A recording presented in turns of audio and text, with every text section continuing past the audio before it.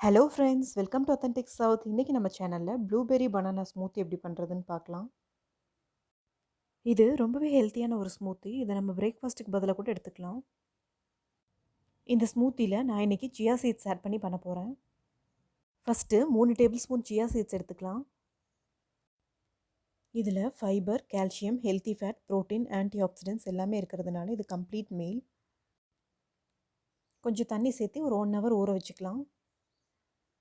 Chia seeds தண்ணியோடு சேரும்போது கொஞ்சம் பெருசாகி ஜெல்லி மாதிரி ஆகும். அதனால் இதை அப்படியே சாப்பிடக்கூடாது, ஊற வச்சு தான் சாப்பிடணும். இப்போ ஸ்மூத்தி பண்ண ஆரம்பிச்சிடலாம். இதுக்கு நான் மெஷரிங் கப்பில் 1/2 கப் அளவுக்கு ப்ளூபெர்ரிஸ் எடுத்திருக்கேன். ப்ளூபெர்ரிஸ்லேயும் பொட்டாசியமும் ஆன்டி ஆக்சிடென்ட்டும் இருக்குது. 2 குட்டி பனானாஸ் கட் பண்ணி வச்சுருக்கேன், அதையும் சேர்த்திடலாம். இது ரெண்டையும் மிக்சிலேயோ இல்லை பிளெண்டர்லேயோ போட்டு நல்லா ஸ்மூத் பேஸ்ட்டாக அரைச்சிக்கலாம். இப்போ இதில் 500 ml பால் சேர்த்திக்கலாம். இது மெஷரிங் கப்பில் 2 கப் அளவு வந்தது. அடுத்தது ஸ்வீட்னஸ்க்காக 3 டேபிள் ஸ்பூன் ஹனி சேர்த்திக்கலாம்.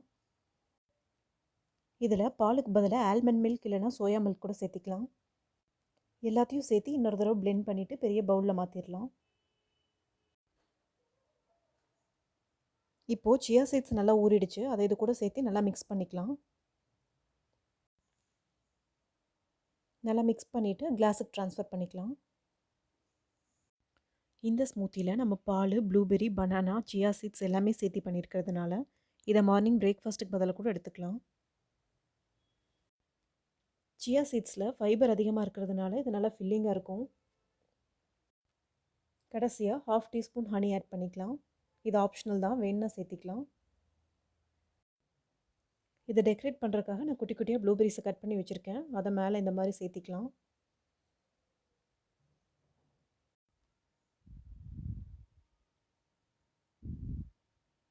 அவ்வளோதாங்க, நம்ம ப்ளூபெர்ரி பனானா ஸ்மூத்தி சூப்பராக ரெடி ஆகிடுச்சு. நீங்களும் இந்த ரெசிபியை ட்ரை பண்ணி பார்த்துட்டு எப்படி இருந்ததுன்னு என் கூட கமெண்ட் பாக்ஸில் ஷேர் பண்ணுங்கள். இன்னும் அத்தன்டிக் சவுத்துக்கு சப்ஸ்கிரைப் பண்ணாதவங்க மறக்காமல் சப்ஸ்கிரைப் பண்ணிக்கோங்க.